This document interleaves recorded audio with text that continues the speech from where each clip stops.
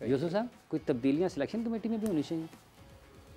ये तो देखिए क्रिकेट बोर्ड को ही पता है, लेकिन सिलेक्शन बहुत बुरी हुई है। बुरी हुई ये पूरी मेरे ख्याल हर जो भी किसी भी चैनल पे बैठा हुआ है, बल्कि चैनल पे तो चलो क्रिकेटर या एंकर या जो भी स्पोर्ट पर्सन बैठे हुए हैं वो तो कह ही रहे हैं, पूरी पाकिस्तानी आवाम भी ये कह रही थी कि ये टीम बैलेंस नहीं है, क्योंकि पाकिस्तान के जो लोग हैं क्रिकेट से बहुत ज़्यादा प्यार करते हैं, बहुत पैशनेट कौम है। हमें उनकी बात को ही एटलीस्ट थोड़ा किसी की तो बात सुन लेनी चाहिए थी कि सब ये कह रहे हैं, इसका मतलब कि कोई ना कोई गलत सिलेक्शन आपने की हुई है कि स्पिनर नहीं था, ओपनर प्रॉपर नहीं था, क्योंकि आपके पास तो आपने देखे फाहिम अशरफ एक मैच खेला, ठीक, हुसनैन मैच ही नहीं खेला, भाई कुछ स्पिनर डालने उनकी जगह, 2 स्पिनर डालने, 3 फास्ट बॉलर बहुत थे, बेंच पे जमा करने का क्या फायदा, कोई जरूरत नहीं थी। अगर देखे विकेटें हमें नजर आ गई ना कि ये स्पिन विकेट है, 2 फास्ट बॉलर खिला लें, 3 स्पिनर डालने।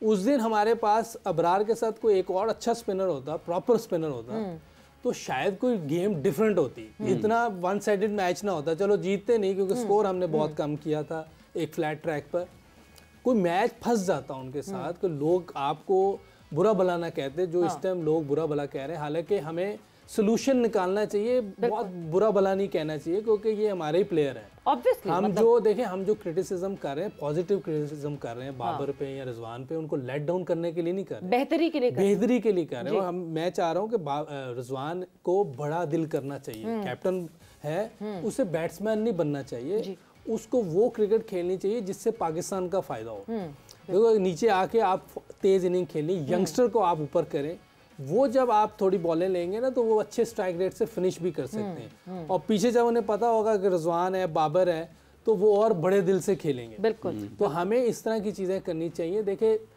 आप 15 रन करें लेकिन टीम के लिए, जैसे लाला ने 2 छक्के मारे थे एशिया कप में, 12 रन किए थे, मैच जीत गए थे। अभी नसीम शाह ने अफगानिस्तान के खिलाफ 2 छक्के लगाए, मैच। आप नंबर 1 आ जाए, पाकिस्तान टीम नीचे हो बॉटम पे, इसका कोई फायदा नहीं। आप रोहित शर्मा की वो T20 की जो प्रेस कॉन्फ्रेंस वो सुन ले, उसने किस टाइम दी थी कि मैं चाहे सारे मैचेस में 0 पे आउट हो जाऊं, मुझे कप जीतना है जी। तो उसकी बैटिंग देख लें थ्रू आउट, वर्ल्ड कप में, फिर T20 में, अभी चेक करें, आप अभी देख लें ना, अभी भी देख मतलब मुंबई की बैटिंग की एक लेगेसी है। आप देखते हैं कि जी बड़े बड़े बैटर्स वहां से पैदा हुए हैं, मगर रोहित शर्मा ने वो लंबा खेलने वाले गेम को कन्वर्ट किया, और वो जो टॉप दी ऑर्डर आके जो पावर हिटिंग बर्स्ट मारना होता है ना, वो करके और पूरी टीम को एक मैसेज पहुंचा देते हैं कि आसान है, कर लो। देखिए अगर आप उसको शुरू में देखें ना, जब वो शुरू में आया 2007 में उसका डेब्यू हुआ, 7-8 में कराची में हुआ था, एशिया कप में हमारे खिलाफ ही मेरा ख्याल हुआ था। उस टाइम बैटिंग का जो स्टाइल चल रहा था उसके तरीके से खेलता था। बिल्कुल। जैसे जैसे बैटिंग स्टाइल चेंज होता गया वर्ल्ड क्रिकेट का, उसने अपने आप को चेंज करता गया। ये एक अच्छे क्रिकेटर की निशानी है, अडॉप्ट करता है, बड़ी जल्दी सिचुएशन अडॉप्ट करता है, और वो वैसे ही क्रिकेट खेल रहा है। बदकिस्मती से हम 50 करना चाहते हैं, हम नंबर 1 होना चाहते हैं। इसको भी क्रिटिसिज्म ना समझे, पॉजिटिव ले। हमें पाकिस्तान को जितवाना है। उस नंबर 1 का क्या फायदा है? आपकी टीम 8वें, हमारी टीम 8वें, 9वें पे, 5वें पे, 6ठे पे ऐसे होती है, इसका कोई फायदा नहीं। आप रैंकिंग में ना आए, हमारी टीम रैंकिंग में टॉप 3 में होनी चाहिए। मेरा ख्याल पूरा पाकिस्तान सर पे उठा लेगा इन्हें, बिल्कुल सब इनकी इज्जत। ये तो रैंकिंग के चक्कर में, नंबर 1 होने के चक्कर में। जहां हाफिज ने सिलेक्शन कमेटी की बात की, आपको पता है कि पाकिस्तान क्रिकेट बोर्ड की दीवारें बहुत पतली हैं, ठक करके आवाज बाहर आ जाती है, पता चल जाता है आपको कि अंदर क्या हो रहा है क्या नहीं हो रहा है। सिलेक्शन कमेटी से 2 दफा मोहसिन नकवी साहब की बात हुई, एक दफ़ा तो पहले बात हुई, मगर एक दफ़ा आखिरी जो डिस्कशन हुई वो हुई जिस वक्त गद्दाफी स्टेडियम का इनॉग्रेशन था। उस इनॉग्रेशन में मोहसिन नकवी साहब की सिलेक्शन कमेटी से डायरेक्ट डिस्कशन हुई, और उन्होंने कहा कि अगर आप अभी भी रिव्यू करना चाहते हैं, फॉरगेट अबाउट इट कि क्या उसका सेटबैक आएगा, क्या मीडिया की तरफ से आपको यू टर्न मारने पे कोई सेटबैक आएगा, अगर आपको अभी भी डाउट्स हैं और अगर सब कुछ ना कुछ कह रहे हैं और आप अभी भी डाउटफुल हैं, तो आप अभी भी चेंजेस कर सकते हैं। 12 तारीख में टाइम था, 2 दिन थे शायद ना, जब इनॉग्रेशन हुई है गद्दाफी स्टेडियम की। उन 4 सेलेक्टर्स ने जो है वो वहीं पे एक कॉर्नर पे जाके मशावरत की, डिस्कशन हुई। कोई आधे घंटे 1 घंटे बाद आके उन्होंने मोहसिन नकवी साहब को कहा हम सेटिस्फाइड हैं और हमने नहीं कोई चेंजेस करनी। तो इसका मतलब ये कि सोल एंड सोल सबसे पहले तो फिर सिलेक्शन कमेटी से पूछा जाए कि what was your thought process, और आपने क्यों ये सिलेक्शन की थी, जिस पे पूरी दुनिया अगर बोल रही थी तो कोई वजह ही थी जो बात कर रही थी। अब मैं पूछने वाली बात तो रही नहीं। अब मेरा ख्याल जब मैं कल भी मैंने कहा कि मोहसिन भाई बहुत हार्ड वर्किंग है, पाकिस्तान को आगे देखना चाहते हैं, बढ़ना देखना चाहते हैं। अब जो आपने ये अंदर की बात बताई हमें तो नहीं पता, तो जब वो आपको इतनी बड़ी ऑफर दे रहे हैं कि अभी भी चेंज कर लें, तो फिर कसूर तो इन चारों का है ना, जो सिलेक्टर हैं, और तो किसी का नहीं। प्लेयर्स का तो बाद में चले, जो भी उनकी जो खेल रहे थे उनकी तो आप बाद में चेक एंड बैलेंस करेंगे ना जी। अभी तो पहले इन चारों से तो पूछने की तो मेरा नहीं ख्याल जरूरत है। हाँ। अब पूछने वाली बात आपने मार्जिन दिया था, आपने चांस दिया था, आपने चेयरमैन साहब ने उनको खुली ऑफर दी है। हाँ। मैंने इसीलिए मैं बार बार कहता हूँ मैं 6 महीने साथ रहा हूँ जी उस सिलेक्शन कमेटी में। वो आपको पूरा खुला मौका देते हैं कि आप करो, आप बात करो, आप रोजाना बैठो। ये सब कहते हैं कि वो माइक्रो मैनेज नहीं करते, वो जिम्मेदारी दे देते हैं। नहीं कहते कि ये करो वो करो, वो कहते हैं आपको मैंने दे दी है जी, अब आप इस पे बात करो, रोजाना बात करो, जब तक आप पूरी तरह कॉन्फिडेंट ना हो जाओ उस वक्त तक मैं उस पर साइन नहीं करूँ। लेकिन ये देखें, आपने खुद बताया कि उन्होंने आखिरी दिन भी कहा है और ये 4 गए हैं, उन्होंने कहा जी बिल्कुल ठीक है। तो इसका मतलब है कि टोटली इन पे है। मैथ साहब, ये जो सिलेक्शन वाला मामला है, आपके ख्याल में वाकई कुछ तब्दीलियाँ आखिरी वक्त में भी करने की ज़रूरत थी और कर लेते? देखें, इंटेंट पे तो किसी की आप डाउट नहीं कर सकते। मेरे ख्याल से अगर आप जिस सीट पे बैठे हैं उस पर किसी की इंटेंट पे डाउट नहीं हो सकता। उनको जो बेहतर लगा आई थिंक उन्होंने वही किया।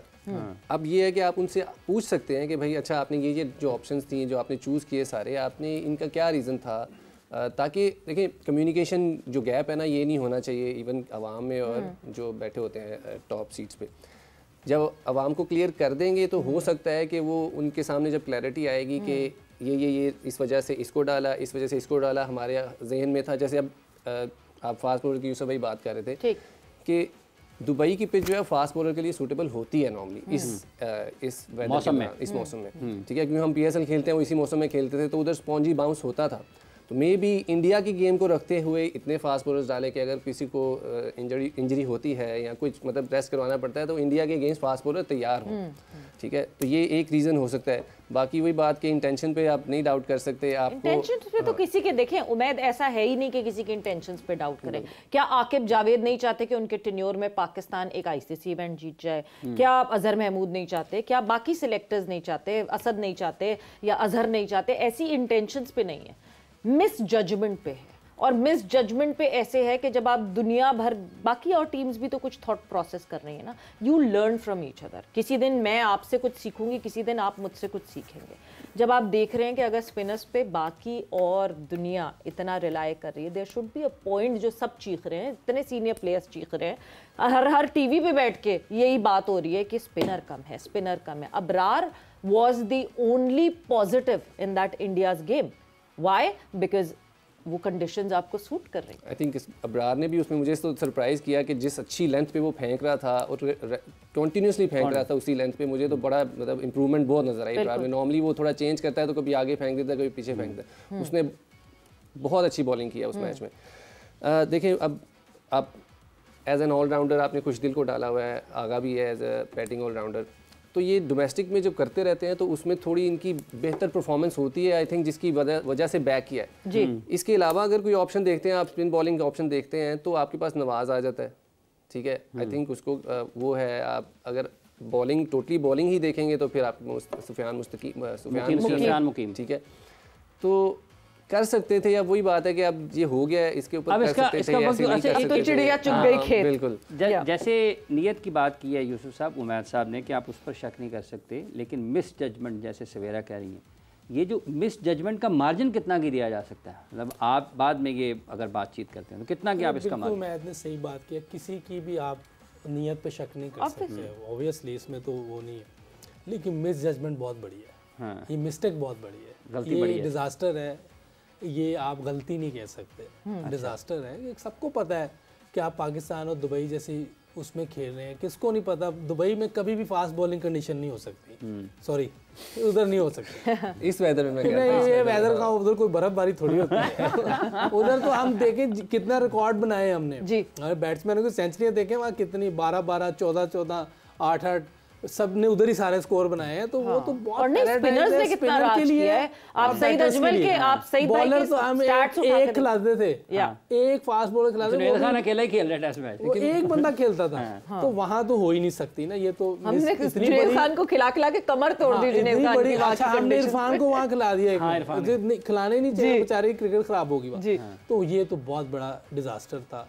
आपको 2 फास्ट बॉलर भी बड़ी मुश्किल, देखिए उन्होंने हार्दिक पांड्या को एज ए बैटिंग ऑलराउंडर खिलाया हुआ था, लेकिन क्योंकि उनकी क्रिकेट का नॉलेज बहुत ज्यादा हमसे बहुत आगे चले गए, उन्होंने बाय की है बाबर की विकेट, उस बाय की, लेकिन वो हल्की हल्की उसने मुंह में देता रहा कि चलो एक गेंद भी सही जगह पे गिर गई तो विकेट मिल सकती है, वही हुआ।